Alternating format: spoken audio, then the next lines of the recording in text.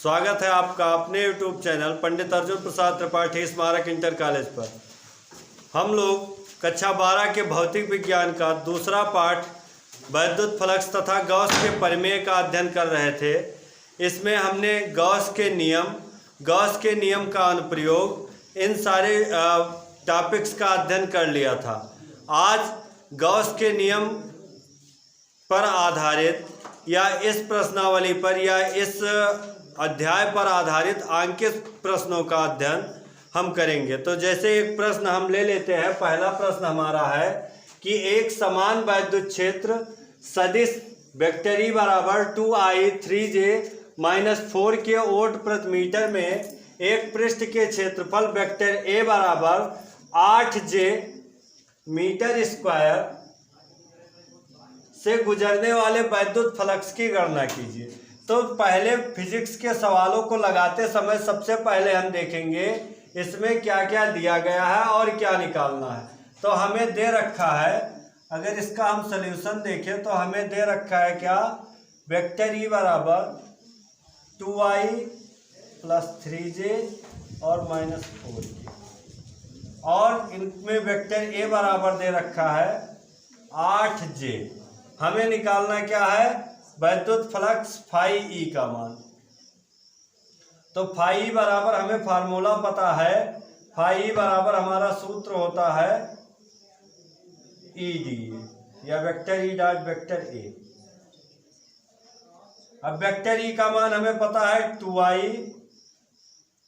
+ 3J और -4K dot 8J। अब हम डॉट प्रोडक्ट का गुणा कक्षा 11 में विमीय विश्लेषण वाले चैप्टर में किए थे। तो हम डॉट प्रोडक्ट के गुणा में जानते हैं कि I डॉट I का मान क्या होता है 1, J डॉट J का मान 1 और K डॉट K का मान 1 होता है। बाकी जितने भी मान होते हैं वह सारे 0 होते हैं। जैसे I dot J, J dot K, K dot I, ये सारे मान 0 होंगे, यानी केवल I dot I, J dot J, K dot K का मान 1 होता है। तो इसका हम गुणा करा लें तो ये हमारा सबसे पहले इससे गुणा, तो 8 दूनी 16 vector I dot J plus 8 त्रिक 24 वेक्टर J डॉट J और फिर प्लस माइनस 8 चौक 32 vector K dot vector J। तो हम जानते हैं कि I dot J, K dot J, इन सारे का मान क्या होता है 0 होता है, और केवल J डॉट J का मान 1 होगा, यानी 16 गुणे 0 प्लस 24 गुणे 1 और -32 गुणे 0, यानी ये सारे पद 0 हो गए। तो केवल क्या बचा 24। फाई का मान मिल गया 24।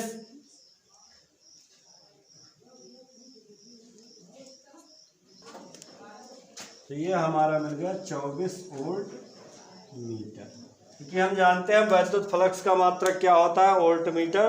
तो फाई बराबर हमें मिल गया 24 वोल्ट मीटर। एक दूसरा सवाल हम देखते हैं। किसी काले बॉक्स के पृष्ठ पर वैद्युत क्षेत्र की सावधानी पूर्वक ली गई माप यह संकेत देती है कि बॉक्स के पृष्ठ से गुजरने वाला net flux 8.0 × 10³ newton metre square प्रति कूलम है। तो इसमें ज्ञात क्या करना है, पहला बॉक्स के भीतर नेट आवेश कितना होगा, और दूसरा यदि बॉक्स के पृष्ठ नेट बहिर्मुख फ्लक्स 0 है तो क्या आप यह निष्कर्ष निकालेंगे कि बॉक्स के भीतर कोई आवेश नहीं है, और नहीं है तो क्यों नहीं है, नहीं है क्यों अथवा क्यों नहीं, यह हमें देखना है। तो सबसे पहले सवाल ने क्या दे रखा है ये हमें देखे। तो कह रहा है नेट फ्लक्स यानी फाई का मान दे रखा है 8.0 × 10³ न्यूटन मीटर स्क्वायर प्रति कूलम। ज्ञात क्या करना है, बॉक्स के भीतर नेट आवेश कितना होगा, यानी क्यू का मान निकालना है। अब हम जानते हैं गॉस का प्रमेय बताता है कि किसी बंद पृष्ठ से गुजरने वाला वैद्युत फ्लक्स उस पृष्ठ के कुल आवेश Q का 1/ε0 गुना होता है, यानी फाई बराबर हमारा क्या होता है Q/ε0। तो यही गास के नियम का यूज करके हम क्यू का मान निकाल लेंगे। क्योंकि एप्सिलॉन जीरो का मान हमें पता होता है 8.85 गुणे 10 के घात -12 होता है, तो मान रख दे। यहाँ से क्यू बराबर हमारा सूत्र हो जाएगा क्या, तिरछा गुणा अगर करा दे तो ये हमारा हो जाएगा एप्सिलॉन जीरो फाई। दोनों मान हमें पता है, इसका मान 8.85 गुणे 10 के घात -12 और फाई का मान दे रखा है 8.0 गुणे 10 के घात 3। आपस में गुणा करा ले, यानी सिंपल सा जो है आपका है कैलकुलेशन।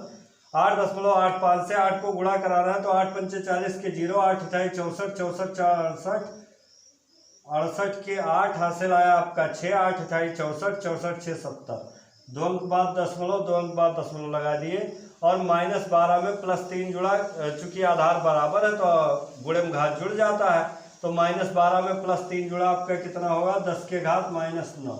तो हम कह सकते हैं इतना आपका क्या कूलाम, यानी क्यू का मान मिल गया 70.80 गुणे 10 के घात -9 कूलाम।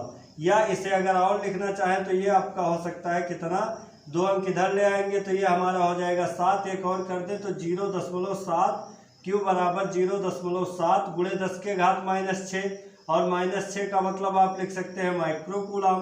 तो यह हमें मिल गया क्यू बराबर 0.07 माइक्रो कूलाम। अब दूसरा पार्ट इसी का कह रहा है कि यदि बॉक्स के पृष्ठ पर नेट बहिर्मुख फ्लक्स शून्य है।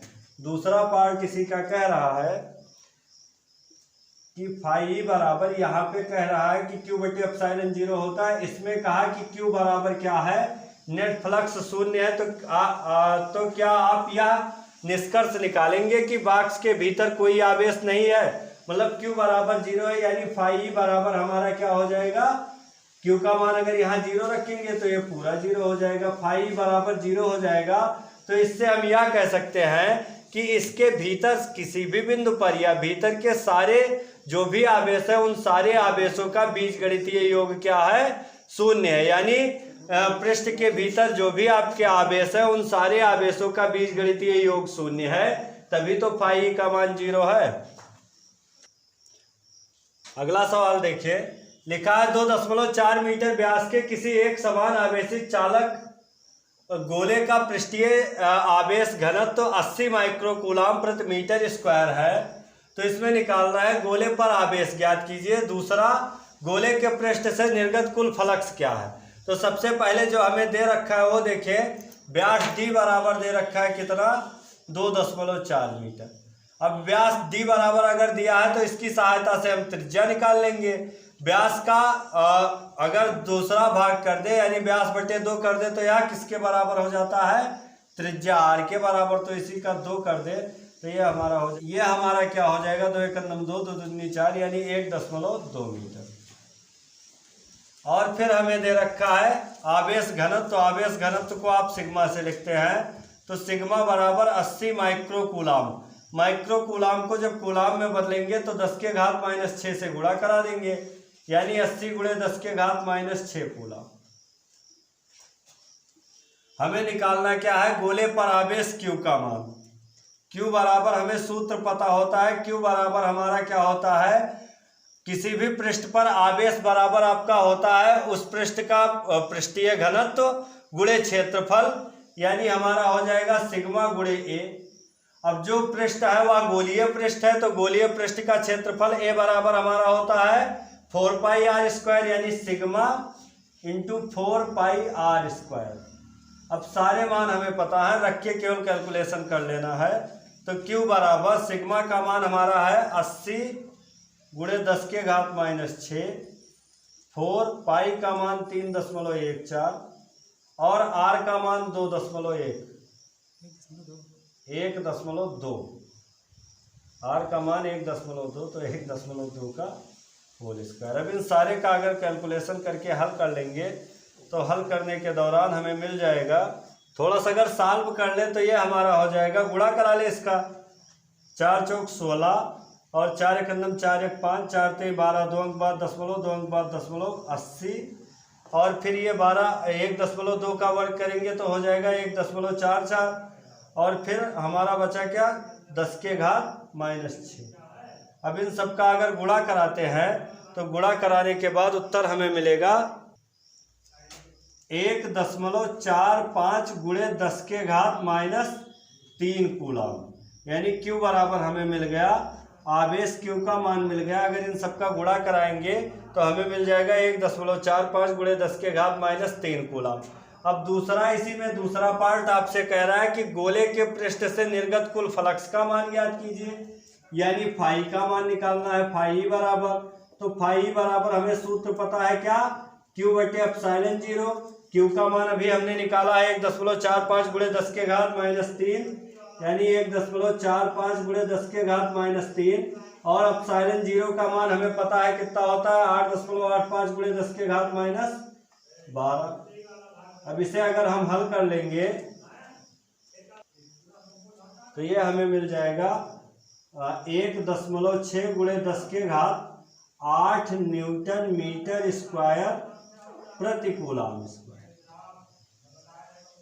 यानी फाई का मान मिल गया, कुल फ्लक्स मिल गया 1.6 गुणे 10 के घात 8 न्यूटन मीटर स्क्वायर प्रति कूलम स्क्वायर। तो दो चीजें पूछ रहा था, पहले गोले पर आवेश ज्ञात कीजिए, तो गोले पे आवेश मिला 1.45 गुणे 10 के घात -3 कूलम। दूसरा इसने पूछा था कि गोले के पृष्ठ से निर्गत कुल फ्लक्स क्या होगा, तो गोले के पृष्ठ से निर्गत कुल फ्लक्स फाई बराबर 1.6 गुणे 10 के घात 8 न्यूटन मीटर स्क्वायर प्रति कूलम स्क्वायर होगा। अगला सवाल देखिए, तो अगला सवाल हमारा लिखा है 500 न्यूटन प्रति कूलम के वैद्युत क्षेत्र में 10 के घात -4 सेंटीमीटर त्रिज्या की एक जल की बूंद स्वतंत्र रूप से लटकी हुई है। बूंद पर आवेश का मान ज्ञात कीजिए। तो सबसे पहले जो दे रखा है वो हम जान लें। तो इसमें दे रखा है वैद्युत क्षेत्र E, यानी E बराबर क्या, वैद्युत क्षेत्र की तीव्रता E बराबर 500 न्यूटन प्रति कूलम। फिर त्रिज्या R बराबर दे रखा है कितना, 10 के घात -4 सेंटीमीटर। सेंटीमीटर को मीटर में कन्वर्ट कर ले तो 10 के घात -2 से गुणा, यानी ये हमारा हो जाएगा 10 के घात -6 मीटर। R बराबर, फिर हमें निकालना क्या है, आवेश Q का मान निकालना है। तो हम जानते हैं कि अगर यह स्वतंत्र रूप से लटकी हुई है तो QE बराबर हमारा क्या होगा, mg।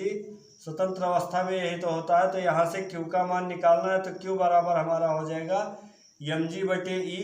अब m का मान हमें नहीं पता है, चूंकि जल का द्रव्यमान हमें नहीं दे रखा है, यानी m के जगह पे हम लिख सकते हैं क्या, द्रव्यमान बराबर हमारा सूत्र हो जाता है आयतन गुणे घनत्व। तो ये हमारा हो जाएगा जल की बूंद का आयतन और गुणे जल का घनत्व गुणे गुरुत्वाकर्षण जी और बटे वैद्युत क्षेत्र की तीव्रता E। अब हम जानते हैं जो जल की बूंद है वह क्या होगी, गोलाकार होगी। तो गोले के आयतन का सूत्र क्या होता है, 4/3 पाई r3। और घनत्व को हम लिख ले रो से अपान E हो जाएगा, रो इंटू जी अपान E। अब यहाँ सारे मान रख दे तो हमें मान पता है 4/3, पाई का मान 3.14 और r का मान कितना है 10 के घात -6। तो 10 के घात -6 का होल क्यूब, और रो का मान यानी जल का घनत्व होता है 10 के घात 3 किलोग्राम प्रति मीटर क्यूब। और फिर जी का मान हमें कितना, लगभग 10। हमारा जी का मान क्या होता है, गुरुत्वाकर्षण जी का मान 9.8 मीटर पर सेकंड स्क्वायर, तो लगभग 10 मीटर पर सेकंड स्क्वायर ले लिए। और E का मान हमें दे रखा है वैद्युत क्षेत्र की तीव्रता E बराबर 500 न्यूटन। बस इसी को अगर हम हल कर लें, केवल कैलकुलेशन है तो हल कर लें, तो ये हमारा हल करने के बाद क्या हो जाएगा, 4 गुणे 3.14 और इसका 3 बार गुणा तो 10 के घात -6 गुणे 10 के घात -6 गुणे 10 के घात -6 गुणे में घात जुड़ जाएगा तो कितना हो जाएगा, 6 6 12 6 18, यानी 10 के घात -18। 10 गुणे 10 के घात -18 और ये हमारा जुड़ जाएगा 10 के घात 3 10 के घात 1 यानी 10 के घात 4 बटे ये हमारा क्या हो जाएगा, 3 नीचे तो 3 गुणे 500। अब यहाँ से अगर 2 जीरो काट देंगे तो यह हमारा 10 के घात 2 हो जाएगा। तो ये हमारा हो जाएगा 4 गुणे 3.14 और गुणे 10 के घात -18 से 2 घटेगा तो कितना हो जाएगा, -16 बटे 15। अब अगर गुणा करा ले तो 4 चौक 16, 4 एक 4 एक 5 और 4 3 12, 12.56 बटे 15 गुणे 10 के घात -16। इसे अगर काट दे तो लगभग 15 8 2 लगभग आएगा 0.82, यानी हमें Q बराबर मिल गया 0.82 गुणे 10 के घात -16, या फिर Q बराबर ऐसा लिख सकते हैं 8.2 गुणे 10 के घात -17 कूलम। यानी आवेश Q का मान मिल गया। बूंद पर कितने आवेश Q का मान होगा? 8.2 गुणे 10 के घात -17 कूलम। और एक दूसरा सवाल देखते हैं कि कोई अनंत रैखिक आवेश 2 सेंटीमीटर दूरी पर 9 गुणे 10 के घात 4 न्यूटन प्रति कूलाम का वैद्युत क्षेत्र उत्पन्न करता है। रैखिक आवेश घनत्व का मान ज्ञात कीजिए। तो हमने निकाला था कि अगर कोई अनंत आवेशित तार है, अनंत लंबाई का आवेशित तार है, उसके निकट वैद्युत क्षेत्र की तीव्रता निकालनी हो तो E बराबर हमारा होता था 1/4 पाई एप्सिलॉन 0 2 लैम्डा अपान R। तो उसी वाले सूत्र का प्रयोग करके हम निकालेंगे। तो सबसे पहले जो दे रखा है R बराबर दे रखा है 2 सेंटीमीटर, सेंटीमीटर को मीटर में कन्वर्ट कर ले तो ये हमारा हो जाएगा 2 गुणे 10 के घात -2 मीटर।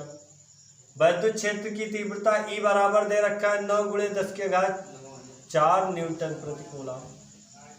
निकालना क्या है? रैखिक आवेश घनत्व लैम्डा का मान निकालना है। हमें सूत्र पता है E बराबर 1/4 पाई एप्सिलॉन 0 2 लैम्डा अपान R।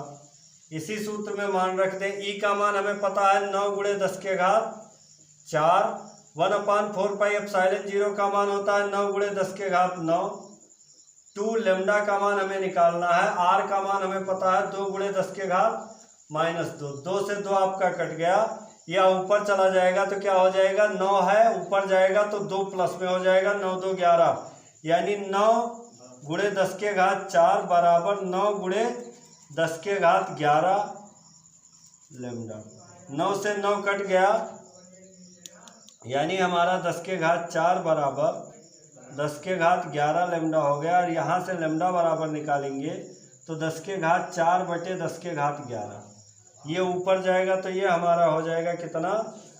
10 के घात 4 गुणे 10 के घात -11, और 11 से 4 घटेगा तो हो जाएगा -7, यानी लैम्डा बराबर हमें मिल गया 10 के घात -7 कूलम प्रति मीटर। अब हम जानते हैं रेखीय आवेश घनत्व है, तो रेखीय आवेश घनत्व का मात्रक कितना होता है? कूलाम प्रति मीटर। तो लैम्डा बराबर हमें मिल गया 10 के घात -7 कूलाम प्रति मीटर।